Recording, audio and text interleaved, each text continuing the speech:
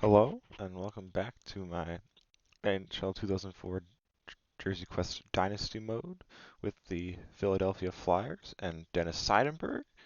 As you kind of just saw there at the beginning of the, kind of before I started talking, that was footage from Game 4 of the 2009 Stanley Cup Finals, where we finally did it. We did it. It's been 6 seasons of this Jersey Quest Dynasty mode, starting with 2003, 2004, all the way here to 2008, 2009. Solid 6 seasons, probably one of my longest ones, Jersey Quests ever. I think this is definitely the longest one that's been uploaded to the channel, but even like ones I've kind of done on my own before. It's like one of my longer ones, but did it, paid off in the end. Remember last time I was kind of pretty down the dumps a little bit, thinking we were never going to win the cup, we were never going to get over the hump, but we did it, we did it, we did it. We have won the Stanley Cup with the Philadelphia Flyers and Dennis Seidenberg. As you kind of saw there was like footage the entire game because, like, if you remember from like usual other ones, it was me kind of like mostly simming. Well, how it's supposed to work is usually mostly like me simming that game and kind of hopping in, letting the CPU play it out or whatever, or me playing it out potentially, depending on like the circumstance or whatever. But because this game is like so old, you have to play like you can't really do that. So I had to play the entire game. We won the game 5-2. As you kind of saw there, Dennis Seidenberg kind of going off, having one goal, 3 assists game in the penultimate game of the Stanley Cup Finals. And I kind of saw there, like, which I really like. They kind of did in this. So like, it's like my first time playing NHL 2004. Like what they did kind of at the end there, where they kind of like went, they like had like the team photo, which is like what they've kind of like have still now. Which you kind of, if you notice, like the animation, like the little cutscene and stuff that plays after winning the Stanley Cup. Like if you watch the NHL 22, uh, Jersey Quest I did the Nashville Predators, and you like kind of watch that, like the cutscene from that, the end of that I included from there. It's virtually identical to this one from, but that from that point, like what, 18 years ago, and like even now, like NHL 24 is basically the same. I'm pretty sure. So it's like they've basically been using the same cutscene for like 20 years, which is kind of wild. But you know, it is EA, so EA does what EA wants to do, and that's kind of how they roll. But what I like that they had in this, they like kind of cut out. I'm guessing at some point, which I don't understand why. They should have kept it in. They should maybe they'll bring it back for NHL 25. I doubt it because I haven't really seen anything about NHL 25. Because I've been kind of in the dark because I don't really care that much in the sense unless I ever need it for a Jersey Quest. But that's going to be kind of unlikely because of the switch to Fanatics and whatnot. In terms of like cards having the right like jersey on it and stuff for that year and all that stuff. It's not a huge deal, but yeah, it's not something like that's like as I was saying. With like, I kind of hope they bring back for like maybe not for NHL 20, but at some point in the future is kind of like at the end with the team photo where they like kind of went around like the entire photo and showed like each like player kind of like zoomed in on them and showed their stats from the playoffs. That was pretty cool. Never seen that before. I really liked it. So you kind of saw from that like everyone's kind of stats. Seidenberg, I don't know if I was like wasn't paying too close attention because I was just super hyped from winning the Stanley Cup. Like if he had the highest points total, he might have been pretty close. But Simon Gagne might have been like a little, and Roenick might have been higher. But we'll kind of you can check that when I go through there everyone's stats kind of very quickly there and check on who won the Conn Smythe and whatnot. But so now after this kind of rambly intro, so apologies for that. Let's kind of go through the season in a little bit more detail. Kind of explain how we got to winning the Stanley Cup. So if we go to Stats Central here, go to team standings here for the regular season. This is the NHL standings. You can see here we finished 8th overall in the NHL standings, but let's go to the Eastern Conference. That's kind of actually, let's go to the Western Conference just to kind of look at how they kind of did. So you can see here San Jose was top team in the West, top team in the entire NHL with a solid 53-win season, picking up 111 points to win the President's Trophy. That's pretty good for them. They've won a couple times in this Jersey Quest franchise, I'm pretty sure. Here, if I go back and check my notes in my little Google sheet, maybe they didn't. Oh yeah, no, they won in they won in 2005, 2006. Last year was us. Yes, they won it twice: the 2005-2006 season, and then this season, the 2008-2009 season. Sharks won the President's Trophy. St. Louis, Minnesota were the other kind of division winners, 106 and 90 points. And then there's Dallas Stars, which is kind of like, which I guess, like there's a reason I guess the NHL moved away from like the playoff format from back in like the 03-04 season to the one they kind of have now. But like playoff format because I kind of prefer this kind of older format where it's just like top 8 in the conference make it.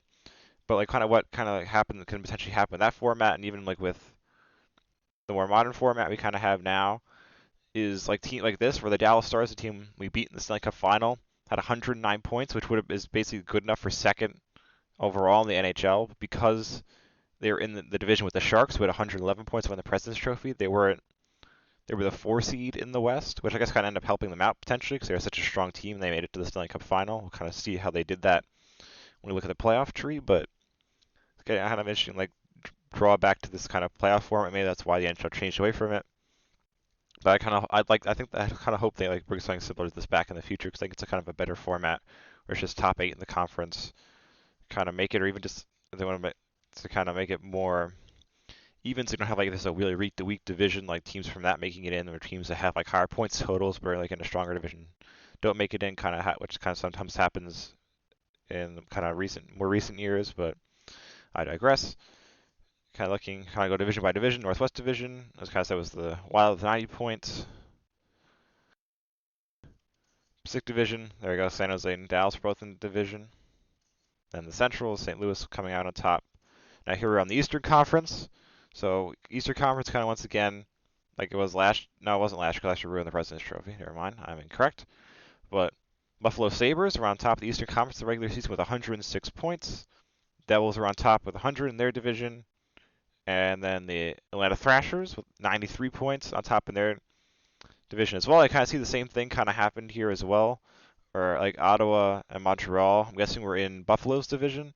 We'll kind of see that in a second. They had 99, 97 points. They didn't kind of get a higher seeding. Then we were the 6th seed with 95 points with a 46, 33, 1, and 2 record.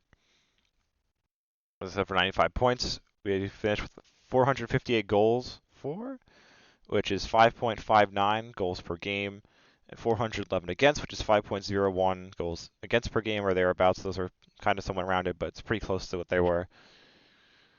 Now here, our home record was below 500, surprisingly enough. Our away record was above 500, not bad. We were kind of poor to end the regular season, but it kind of didn't seem to matter. As I said, we kind of finished 95 points. We were kind of technically a better team than the Thrashers, so that's kind of maybe why we came out on top against them. But Buffalo and Jersey are some of our rivals from previous seasons. Our other rival is the New York Islanders, who finished second from the bottom, 62 points in the Eastern Conference, kind of going division by division here. Southeast Division was the weakest division, with Atlanta winning that out with 93 points. Next up was the Atlantic Division we're in, which had New Jersey Devils on top with 100. We finished second with 95. So we're the only two teams from that division to make the playoffs because the Rangers missed out. Then the Northeast Division was very strong with, I think, every team but Toronto making it into the playoffs. Yeah, so 4 of the 5 teams in that division made it to the playoffs. With Buffalo having 106 points, Ottawa 99, Montreal 97, and so on. And there we are back at the overall standings. We kind of, and that's the next thing I kind of look at is the player stats, kind of to show, see how Dennis Seidenberg did during the regular season. Actually, why don't we do, before that, we'll do kind of league leaders of points. Here we go. So Milan Hajduk, the Avalanche, finished on top with 215 points. Yeah, because the scoring, as I kind of explained earlier episodes, scoring this is was crazy, but kind of is what it is. So he finished with 215 points. Marian Gaborik, I'm guessing, won the Rocket Richard with 114 goals. And then 10th highest scorer was Martin Havlat from the Ottawa Senators with 178 points. We go to us here, the Philadelphia Flyers. Our highest score was a draft pick of ours from, I think it was the 2004 draft. Let me just double check my notes here. Yeah, he was our 3rd round pick in the 2004 draft. He was like our best draft pick by far, I'd say. He's been on the team for multiple seasons. Oleg Markov. He's a left winger, finished with 143 points. Jeremy Roenick had 141. And Mark Recchi, 102. So they were like our kind of first line, well, first or second line players for most of the season. Here's Dennis Seidenberg was their 4th highest score with 93 points. Pretty impressive. 20 goals, 73 assists. Pretty crazy. And Justin Williams, Justin Williams, 91 points. Zeus with 81 was didn't finish was below a point per game. And then Salah with 80, Gagne was 72, Janssen was 71, Kapanen was 71, Richard Park, one of our free agent signings, 47 points, Kubina, one of our other free agent signings, 44, Nima, our free agent signing a couple years ago, 40, CPU kind of generated draft pick. We picked him in the second round of the 2005 draft. Michael or Michel Brandener, who's another left winger. He's Karan, another of our draft picks. He was our first round pick in 2005 as well. He came out pretty good as well in terms of overall and stuff. Keith Primo, 34 points. You're kind of seeing players didn't play every game either because of injury and whatnot. Vandermeer, 30 points. Shinko, he was one of our draft picks from I forget which year, but 20 points. Another draft pick, 16 points. Donald Brashear, real life player, 15. That's another draft pick with 8. I'm pretty sure that's another draft pick with 7. David Tanabe with 4. And that's kind of it. Is there a way to look at goalie stats? Look at our goalie stats here. Here we go. Yeah, so Hackett was our starter. Played 62 games, had a 4.58 goals against, 36 wins, 23 losses, 850 save percentage. He had 2 shutouts, 2 PIMs, 3 assists. Yes, doesn't have his goals against average here, but it was probably not great. His save percentage is that bad. Oh, there it is. Oh, so I already said it. Oopsies, my bad. Lasak, he was kind of early in the system from the beginning. Bad stats as well. Mate Tosco played similar games. Similarly poor stats. That's kind of how it works with these. So now let's kind of look at the playoff tree. Kind of see how that all shook out. Start with the West, I guess, first. See how the Dallas Stars made it there, our opponents. So in round 1, they faced the Chicago Blackhawks. They swept them 4-0. They then matched up against the Nashville Predators in round 2, who had beaten the Wild in 6 in the first round. They beat them in 6 in the second round, 4-2. The Stars got matched up against the Coyotes in the Western Conference Finals and beat them in 5 games. For our journey, we started out round 1 against the Atlanta Thrashers. We beat them. Oopsies, that's not what I want. I'll go back to my spreadsheet. Here we go. We beat them in 6 games. Pretty good. Round 2. So our rivals that were kind of in this were Buffalo, New Jersey, and Ottawa. So we had a rival kind of each in the other series in the Eastern Conference playoffs. The Devils were our rivals. They got swept by the Bruins in 4. Senators beat Montreal in 7. And they got matched up against us in round 2. So we kind of took revenge for some of our defeats at their hands. Beat them in 5 games in round 2. Buffalo Sabres beat Boston in 7. Kind of set up a rematch of last year's Eastern Conference Finals, where the Sabres beat us in 6 games to go on to win the Stanley Cup. Ironically, also against the Dallas Stars. This season, we'll take our revenge and kind of beat them pretty handily in 5 games. Now we got matched up against the Stars in the Stanley Cup Final, which we then proceeded to sweep them. The scores of the games were 8-5 in Game 1. Game 2 was 11-8. Game 3 was 5-4. And then Game 4, which you saw the footage of earlier, was final score of 5-2.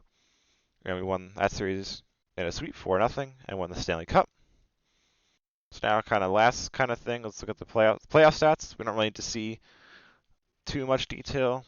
We'll kind of just quickly look just to recap how many points Dennis Seidenberg scored. Also, he was joint top scorer in the playoffs with Jeremy Roenick, or at least for us. I don't know if what other team is their top scorers. Actually, let's just check that quick. Someone else have higher points total? I had Jason Blake of the Stars had 41 points. And if we go back here to us, here Seidenberg finished top scorer in the playoffs with 37 points, 4 goals, 33 assists. Pretty impressive. Jerry Roenick tied with him, 37. Simon Gagne, 36. Williams, 30. And the rest you kind of saw in the footage at the beginning. So now let's kind of quickly look at kind of the season awards, see who won what award. So we won the Stanley Cup, obviously. Pretty hype. The Hart went to Marion Gabrick, which is mildly surprising. Well, I guess not too much. He finished only 3 points behind Hayduk, but I don't really know what made the game decide he was more valuable to his team than Hayduk, because neither one had a teammate, I think, in the top 10 scoring. So don't really know what kind of separated the two of them. Maybe Gabrick had a lot more goals. Yeah, there's Art Ross, Milan Hayduk. Second year winning that in this kind of dynasty mode. Rocket Richard, as we kind of correctly guessed from looking at the stats earlier, it was Marion Gabrick of the Wild. Then Norris somehow went to Chris Pronger instead of Dennis Seidenberg. We'll have to check that out. Actually, let's check that out before we go further. Let's check out the stats. Did he have more points than Seidenberg? Let's look at defenseman points. Oh my lord, he had 100. Oh my goodness. There's Seidenberg with 93 points. Holy cow, he finished with 111 points, along with Brad Stewart from Buffalo. Jeez Louise. But I wonder, I didn't check this actually. The season when Seidenberg won the Norris, he must have had the most points that season. Maybe he didn't. I don't know. But so there, Kronger, I guess, definitely deserved the Norris with 111 points. That's pretty crazy. Let's go back to the awards. So it's a shame Seidenberg couldn't defend his Norris trophy, but it is what it is. Seidenberg got one in this Jersey Quest Dynasty mode, so I'm pretty satisfied with that. Calder is like one of the generated players from the draft, because this game didn't have like the CHL, the Canadian like junior leagues and stuff in it, so like all the players you draft are like randomly generated by the game. The Vezina was Thomas Vokoun of the Nashville Predators. Lady Bing was Martin Havlat of the Ottawa Senators. Selke was Darcy Tucker of the Maple Leafs. Conn Smythe, when she went to Simone Gagne. That's interesting. So he finished with, what, 36 points? I guess he must have had the most goals. That's probably how it decides it. I probably would have given it bias because he was the player of focus here, but I would give it to Seidenberg, with like tied for the most points on the team as a defenseman in the Stanley Cup playoffs. I'd say it's pretty impressive. But yes, now I guess the game didn't think it was as impressive, so it gave it to Simon Gagne, but he deserved it as well. Very strong playoffs. The Jennings went to Mari Turco of the Dallas Stars.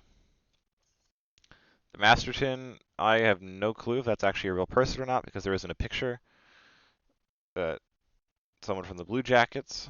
But this, again, that's like a strange award in like these games, because it's usually about like someone who's overcome something in their like personal lives and then like still had a good season. So it's kind of not really that much relevant for this. The Pearson, which is like the same, which is now like the Ted Lindsay Award. I'm pretty sure it's the same thing pretty much. It was Todd Bertuzzi of the Vancouver Canucks. Jack Adams went to Joel Quenneville, St. Louis Blues, which is kind of depressing. I didn't realize he was their coach, but kind of skip over that. Not a big fan of Joel Quenneville.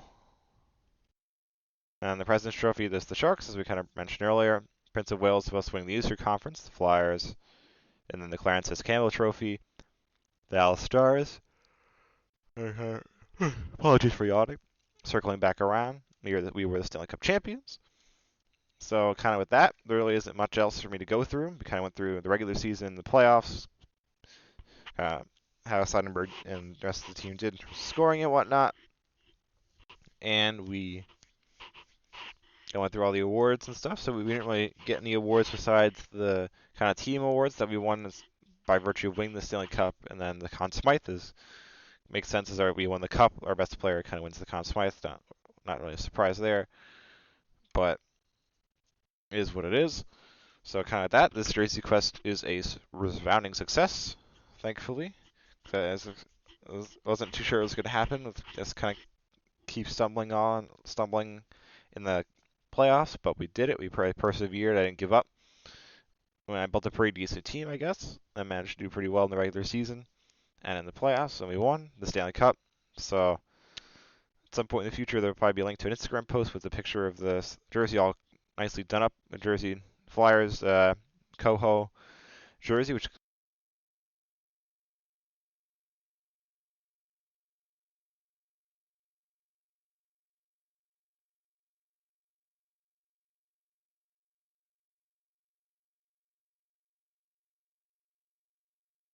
hello? Oopsie, sorry about that. The battery on my headset ran out, so I had to plug it in. But yeah, that's the thing. So at some point in the future, there will be an Instagram post by LinkedIn either in the description or in the comments with the Flyers Koho. That's Koho jersey, that's what they wore back in the 2003-2004 season, 2002-2003 season, customized to Dennis Seidenberg as kind of the reward for completing this jersey quest.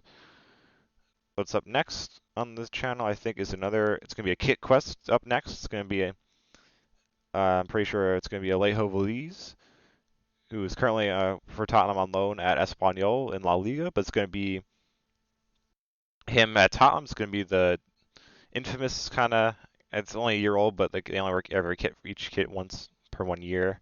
So, but the relatively infamous Taupe Hayes third kit from last season, which kind of like the third kit 2 seasons ago, was worn in a lot of our kind of worst matches of the season for Tottenham.